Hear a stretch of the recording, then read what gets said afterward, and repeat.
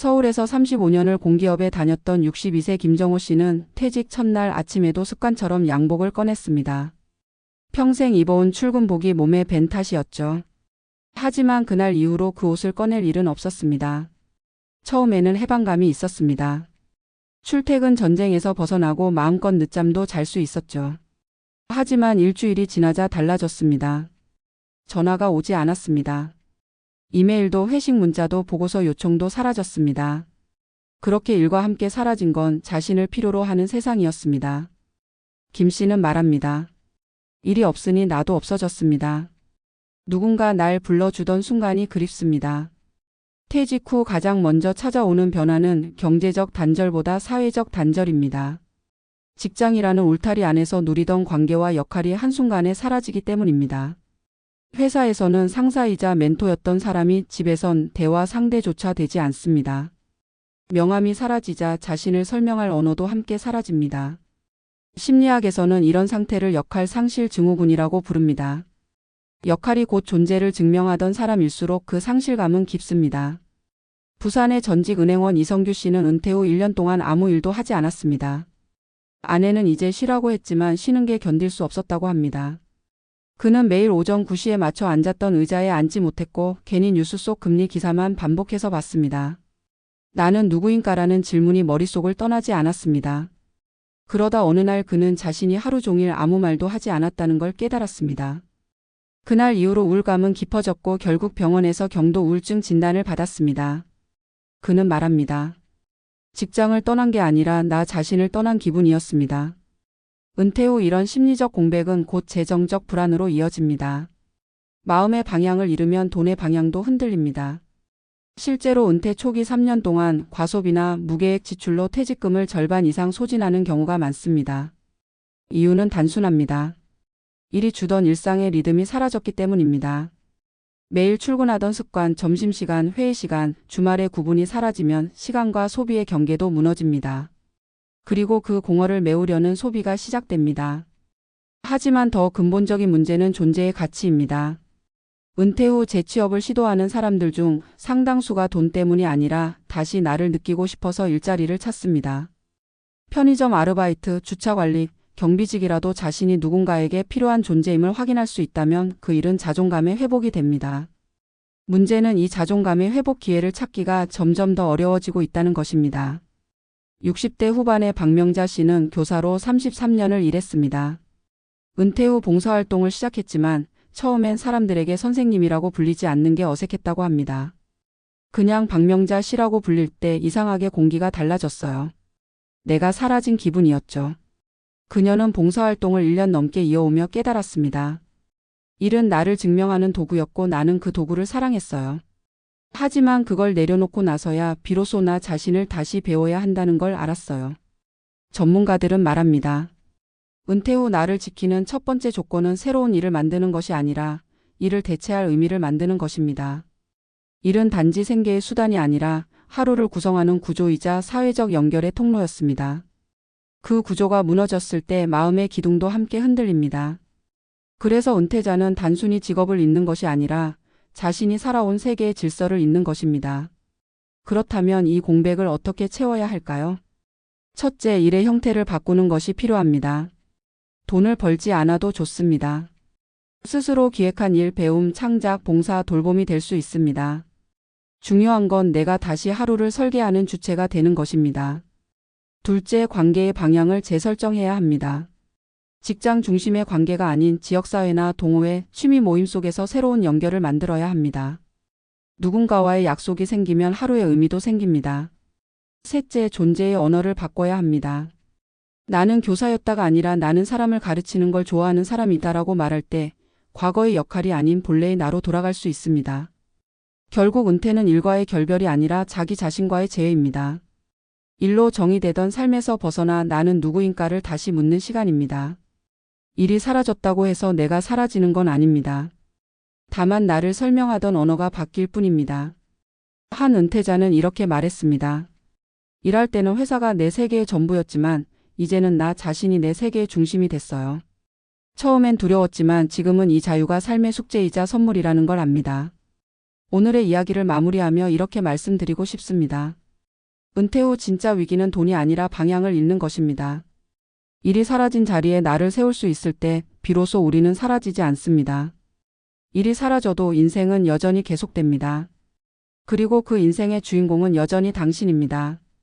은퇴 후 가장 먼저 무너지는 것은 돈이 아니라 나라는 존재의 감각이다. 평생 일을 통해 자신을 정의해온 사람에게 일은 단순한 생계수단이 아니라 정체성의 중심이었다. 출근길에 입던 정장 회의실에서의 발언.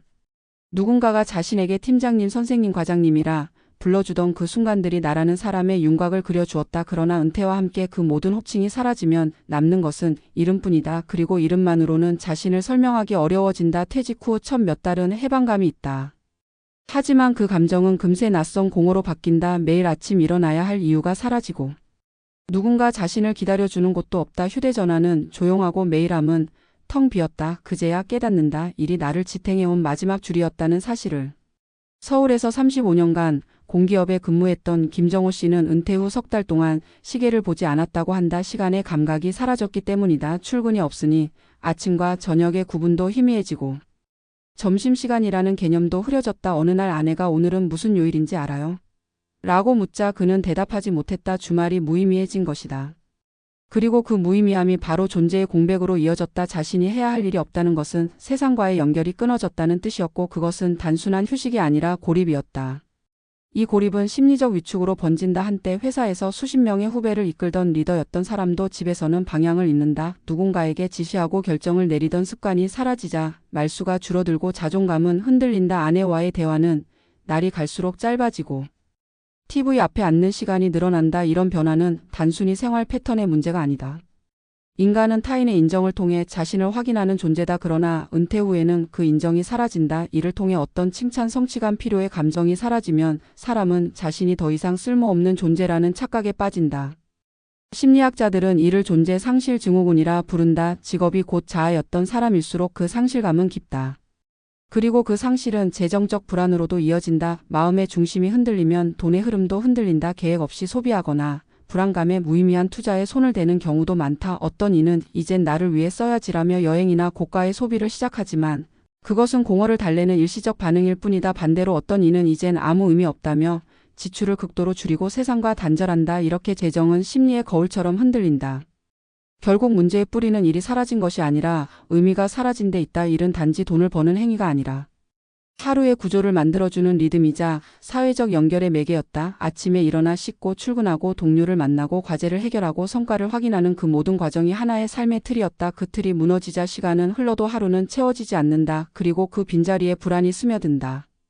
이 문제를 해결하려면 먼저 일의 재정의가 필요하다. 은퇴 후의 일은 반드시 돈을 벌어야 하는 일이 아니다. 자신이 주도적으로 선택하고 의미를 느낄 수 있는 활동이라면 무엇이든 된다. 배움을 다시 시작하거나 글을 쓰거나 지역 사회를 돕거나 사람을 가르치는 일도 좋다. 핵심은 내가 다시 하루를 설계한다는 감각이다. 이를 통해 어떤 성취 대신 스스로 만든 일과 의미로 새로운 구조를 세워야 한다.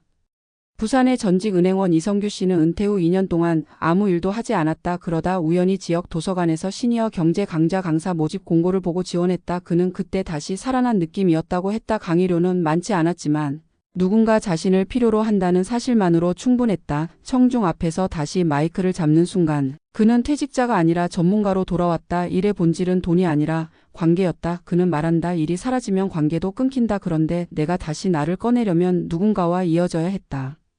은퇴 후 관계의 재구성은 매우 중요하다. 직장 중심의 관계가 끊어진 뒤에는 스스로 새로운 관계를 만들어야 한다. 동호회나 자원봉사, 지역 모임 같은 사회적 접점이 그것이다. 단지 함께 시간을 보내는 것이 아니라 서로의 존재를 인정하는 관계를 통해 자아는 다시 세워진다. 또한 배우자나 가족과의 관계도 새롭게 조율해야 한다.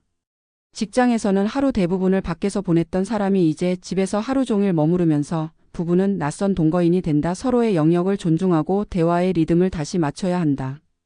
문제는 사회 전체가 아직 은퇴 이후에 인간을 쓸모없는 존재로 바라본다는 것이다. 나이가 들었다는 이유로, 일을 하지 않는다는 이유로 세상은 그들을 소비자로만 본다. 하지만 인간은 단순히 소비하는 존재가 아니라 기여하는 존재로 살아야 의미를 느낀다. 은퇴자는 그 누구보다 풍부한 경험과 통찰을 가지고 있다.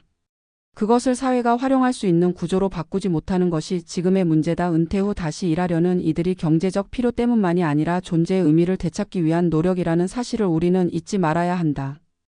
은퇴는 단절이 아니라 전환이다. 직업이라는 외피를 벗고 진짜 나를 만나는 시기다. 나는 회사원이었다가 아니라 나는 책임감 있는 사람이다. 나는 교사였다가 아니라 나는 사람을 성장시키는 걸 좋아하는 사람이다로 말할 때 직업이 아니라 본질로 돌아갈 수 있다. 일이 사라져도 나의 본질은 사라지지 않는다. 단지 표현 방식이 바뀔 뿐이다. 한 은퇴자는 이렇게 말했다. 일을 할 때는 회사가 내 세계의 전부였는데 이제는 나 자신이 내 세계의 중심이 됐어요. 처음엔 두려웠지만 지금은 이 자유가 선물 같아요. 그는 매일 아침 카페에 앉아 하루를 계획한다. 주식 투자 공부를 하고 글을 쓰고 오후에는 친구와 봉사활동을 한다. 일정은 바쁘지 않지만 하루가 다시 살아있다. 그는 더 이상 퇴직자가 아니라 삶의 실험자다. 이 이야기가 주는 교훈은 분명하다. 은퇴는 끝이 아니라 다시 쓰기다. 일의 종말이 아니라 의미의 재구성이다. 일이 사라졌다고 해서 내가 사라지는 것은 아니다. 다만 나를 설명하던 문장이 바뀌었을 뿐이다. 이제 그 문장을 다시 쓰는 것은 당신의 몫이다. 세상이 나를 불러주지 않아도 스스로 자신을 불러낼 수 있다면 그때부터 진짜 은퇴는 시작된다. 일이 사라진 자리에 나를 세울 수 있을 때 우리는 더 이상 사라지지 않는다.